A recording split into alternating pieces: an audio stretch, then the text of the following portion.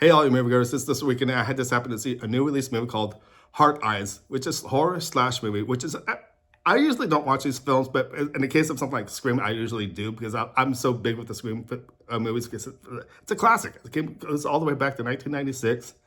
But this one had my attention because I heard a lot of good things about this movie. The anticipation was that saying to me, I want to go see this movie to go check this out. Since it's kind of almost on the same formula of Scream, but it's different in its own case, dealing with being, yes, a serial killer. But the whole concept is for the last 3 to 4 years in a movie, as I can actually recall, there's a serial killer called Heart Eyes focusing on couples on Valentine's Day and killing them. So that's pretty much the premise of the story of Hard Eyes. But there's a lot more to the story.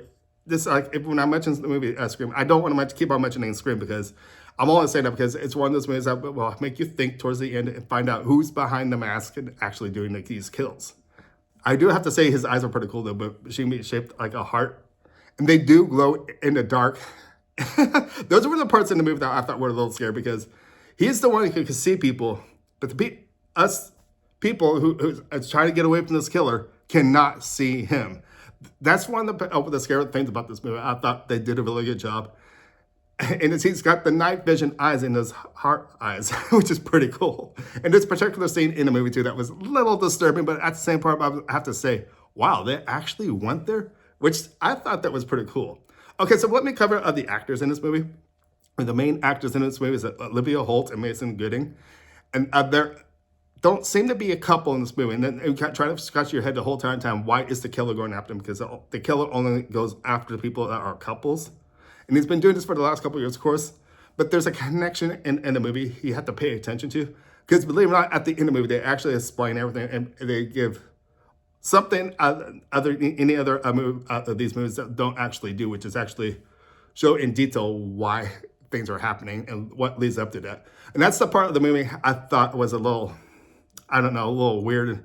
I would have done things a little more differently towards the end, actually, believe it or not, with the ending climax, and especially who the person was. This is Will too. It's just, I would have thought, okay, I'm not even going to even go there because I probably might give something away. But I also do want to mention the director of the movie is Josh Rubin. This is one of his first movies I've actually seen before. He actually felt like he did a really good job going with directing-wise with this movie. The writer of the movie, this as well too, is Christopher Landon. If you guys are familiar, he did have the director part for Scream 7, but he decided to go his own direction, of course. And I'm actually glad he did because actually, to tell the truth, I wish he was on the assignment with Scream 7, but particular issues why that couldn't happen. But I'm really glad to see him wrote this movie with, I think it was 2 other writers as well too, to create the story with Hard Eyes. They nailed this story really good, and I really thought the anticipation of the horror inside this as well too really sticks to you really good. And you're walking down that theater going, oh my gosh, I can't believe what they just did. But I feel at the same time, Christopher Landon has a great future ahead of him. Okay, let me just say this. When I was watching this movie, before we saw the movie, we got trailers, the whole bunch of trailers, of course. You get a whole, it's like 6 or 7. That's crazy these days. But anyways, there was a movie called Drop. And Christopher Landon is actually directing this movie, believe it or not. And I think, believe it or not, he actually wrote it this as well. So Christopher Landon is actually going places. And the whole story of Drop this as well too is about a mom trying to get a date at a restaurant. And from there, things fall apart. This mom needs to kill her date for certain reasons, but you don't know why.